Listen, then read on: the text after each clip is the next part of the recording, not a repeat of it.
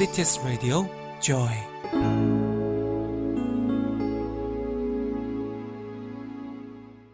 사랑과 기쁨을 온 세상에 CTS 라디오 조이.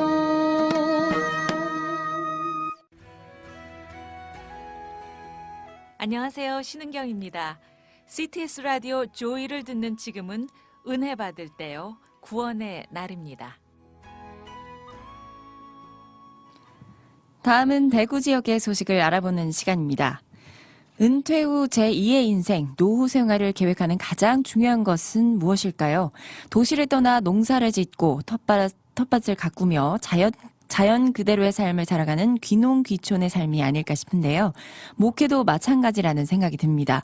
도시 목회와는 달리 농촌 목회는 말 그대로 농사를 짓는 사람들을 대상으로 목회를 이끌어야 하기 때문에 무엇보다 농민의 마음을 잘 알아야겠죠.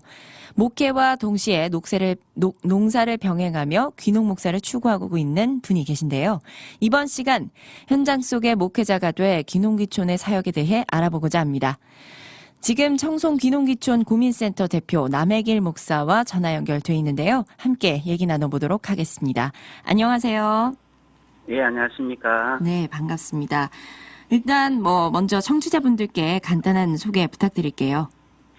예, 저는 경북 청송군 부동면에 있는 그 삼익교회를 심호하고 있는 남해길 목사라고 합니다. 만나서 반갑습니다. 네, 반갑습니다. 목사님께서 심호하시는 그 삼위교회가 주황산과 관련이 있다고 들었는데요. 어떤가요? 예, 맞습니다. 조항산을 가시려면 우리 교회를 반드시 지나서 가야 하기 때문에 네. 그런 말이 붙어 있고요. 네. 또 조항산 국립공원 입구 근처라고 말씀드리면 아마 이해하기 쉬울 것 같습니다. 아, 네. 또 얼마 전에 귀농 매뉴얼 북이라는 제목의 책 출판 기념회를 가지셨는데요. 목사라는 이 직분을 가지고 이런 주제로 책을 쓰신 남다른 동기가 있을 것 같아요. 예, 먼저 제 자신이 여기서는 이제 귀농 목사로 불리워지고 있거든요. 네. 예, 목회를 하면서 농사도 병행한다는 의미입니다. 목사가 왜 농사를 짓는가에 대해서 의문을 가지시거나 또 의아해하실 분들도 있을 텐데요. 네. 이 도시 목회와는 달리 농촌 목회의 현장은 이 단순한 면을 좀 가지고 있거든요. 아, 그런가요? 그럼 좀 더 예. 자세하게 들어볼 수 있을까요? 예, 무슨 말씀이냐 하면 네네. 이제 농촌교회 교인들 그리고 흔히 말하는 이 전도 대상자들 대부분이 농사를 짓는 분들입니다. 아, 그래서 목사가 농사에 대해서 이해를 가지는 것이 저는 좋다고 생각하고요. 네. 또 농사를 지어야 또 농민의 마음을 정말 잘 이해할 수 있다고 생각합니다. 그렇죠. 그래서 이런 배경을 가지고 한 6개월 동안 기도하면서 농촌의 현실을 들여다보니까 어느 날인가 귀농하시는 분들이 이제 눈에 띄기 시작했습니다. 그래서 제 자신이 먼저 농촌기술센터에서 실시하는 귀농교육에 직접 참여도 했고요. 또 이런 분들과 많이 대화하면서 전도의 접촉점을 찾을 수 있겠다는 확신이 들어서 귀농에 대해서 집중적으로 연구를 하기 시작했습니다. 네. 또 귀농 단체도 직접 조직도 했고요.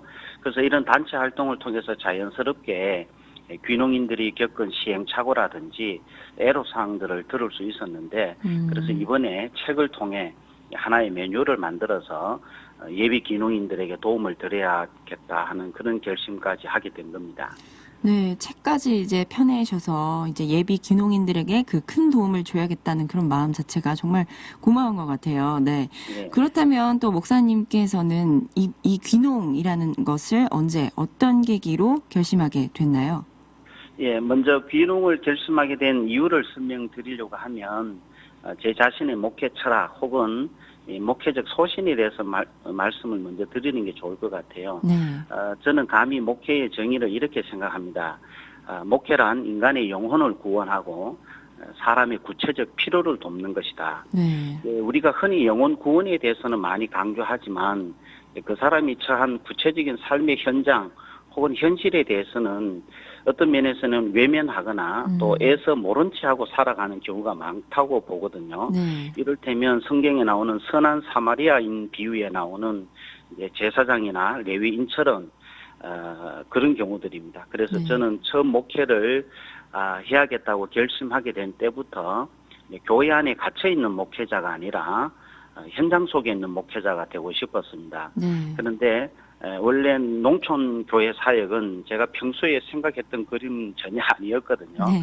근데 제가 이제 농촌 교회 사역을 하리라는 것은 꿈에도 생각하지 않았습니다. 그동안 다 말씀드릴 수 없는 여러 가지 어려운 과정을 겪고 결국 기농을 하게 되었는데요. 네.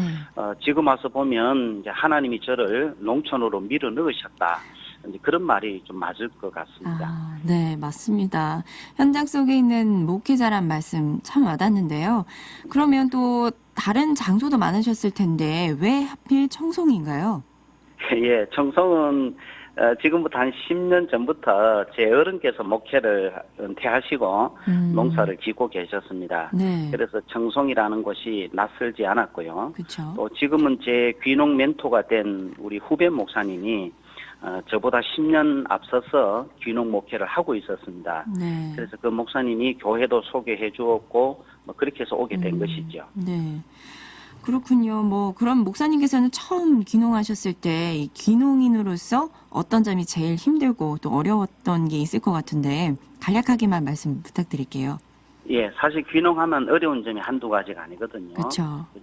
귀농인들은 농사에 대해서 잘 모르시니까 병해충에 대한 문제라든지 작물이 어떤 병이 오면 어떻게 대처해야 될지를 모릅니다. 네. 저는 이제 귀농 멘토가 옆에 계셨기 때문에 평소에 많이 물어보고 공부도 했었고 그래서 이제 저는 비교적 이제 쉬운 과정들을 거쳐올 수 있었죠. 그래서 네.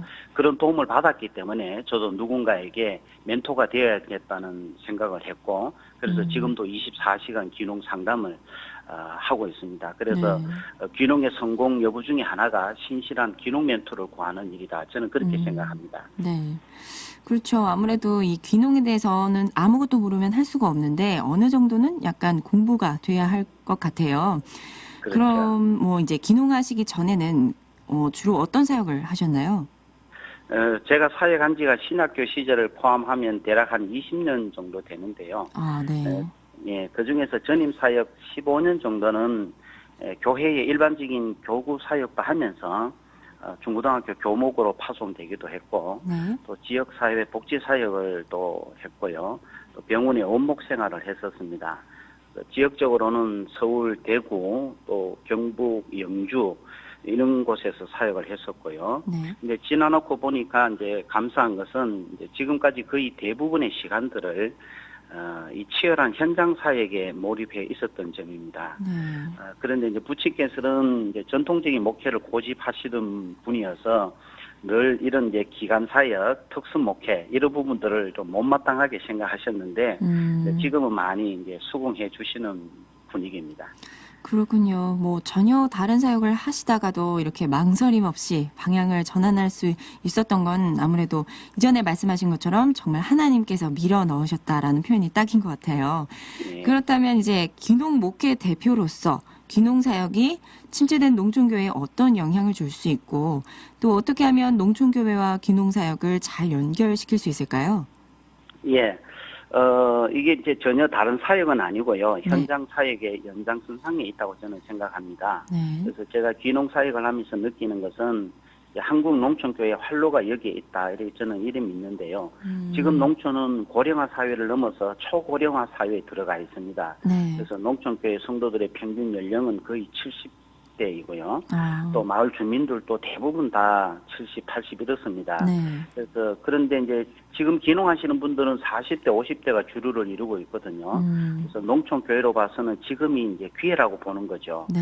그럼에도 불구하고 농촌 교회 사역자들을 제가 와서 만나 보니까 어떤 패배주의에 사로잡혀 있는 경우를 많이 봤습니다. 네. 이때까지 여러 가지 방법을 동원해서 전도해 봤는데 안 되더라는 것이죠. 네, 그래서 그렇죠. 저는 이제 귀농인들을 대상으로 과감하게 방향 전환을 모색해야 될 때가 왔다고 보고요. 또 한 가지 제가 귀농 사역을 하면서 어떤 사명감을 가지는 이유는 네. 귀농인들을 제가 많이 만나보는데 이 농촌의 이단 세력들이 이 귀농인들을 포섭하기 위해서 네. 이 꼴짜기를 누비고 있습니다. 아. 그래서 어떤 면에서 저는 위기감도 느끼고 마음이 조급해질 때도 많이 있거든요. 이제 앞으로 귀농인들이 농촌 마을에 와서 이 중심 세력으로 자리 잡아갈 텐데 네. 이분들을 이단 세력들에게 내준다면 농촌교회 선교는 더 어려워지는 거 아니겠습니까? 그렇죠. 그래서 교회가 이방인과 같은 이 귀농인들을 잘 도와주고 품어줌으로써 예수님의 사랑을 실천해야 된다고 생각하고 또 저는 이 라디오를 들으시는 분들 중에 뜻이 통하는 분들이 있다면 일종의 귀농 선교회 같은 것도 만들고 싶습니다. 네. 또 제 개인적으로는 내년쯤에 귀농사역에 대한 세미나도 계획을 하고 있는데 앞으로 이제 귀농사역에 대한 농촌교회 거국적인 움직임이 일어나야 하고 또 도시교회에서도 이 부분을 염두에 두고 농촌 선교에 힘을 좀 불어넣어 주시면 좋을 것 같습니다. 그렇습니다. 뭐 도시와 농촌이 이렇게 함께 협력해서 이뤄내야 할 일이 참 아닌가 그런 생각을 해보는데요. 네, 이렇게 목사님과 지금 농촌교회에 대한 뭐 이런 얘기를 나누고 있는데 벌써 이렇게 마칠 시간이 다가왔습니다. 네, 뭐 지금 현재 목사님께서 하고 계신 사역이 도시에 계시는 분들이 농촌으로 이제 오는 것이기 때문에 농촌에만 국한되어 있을 것 같진 않은데요. 그럼 앞으로의 계획이나 또 마지막으로 기도 제목이 있다면 간략히 말씀 부탁드릴게요. 가장 제가 이제 시급하고 중요한 기도 제목은 이제 네. 귀농을 꿈꾸는 분들이 오셔서 편하게 며칠 동안 귀가하시면서 이 지역을 탐색할 수 있도록 도움을 주는 집이 하나 있으면 좋겠다. 네. 이런 생각을 합니다. 그래서 이름하여 예비 귀농인의 집 이런 건데요. 네. 그래서 우리 교회 근처에도 좀 부지가 있고 이런 공간을 좀 잘 활용해서 또 평소에는 수련의 장소도 이용할 수 있으니까 이런 부분들을 좀 이렇게 할 수 있으면 좋겠고요.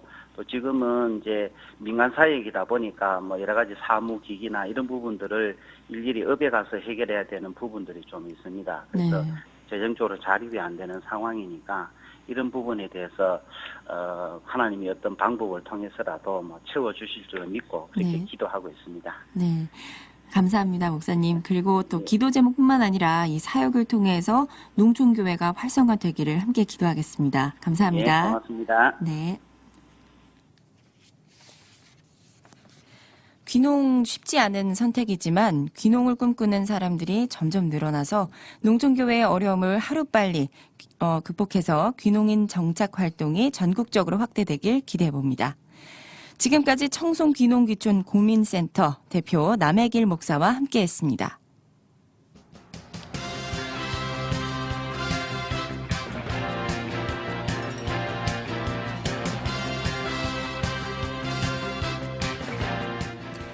지금은 뉴스 시사 교양 프로그램 방송 시간으로 매주 월요일부터 금요일 정오 12시부터 4시까지 CTS 라디오 조이 라이브 채널과 CTS 투데이 채널에서 생방송됩니다.